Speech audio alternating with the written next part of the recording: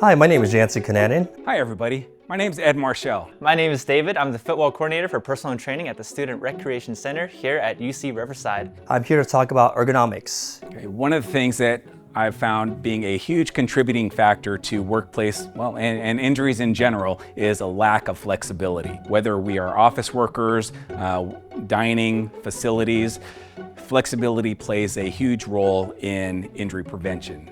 Today I'm going to show you some chair stretches that you can do at your office or in the comfort of your own home. So neck issues can occur in different ways. It could either be your screen is way too high. And because the muscles that wiggle our fingers as we're keyboarding are all in our forearms, one of the other things that we usually do are forearm stretches, right? Great stretch. We want that arm extended out. And I hope you all begin moving well again. Take care and I'll see y'all next time. Sure.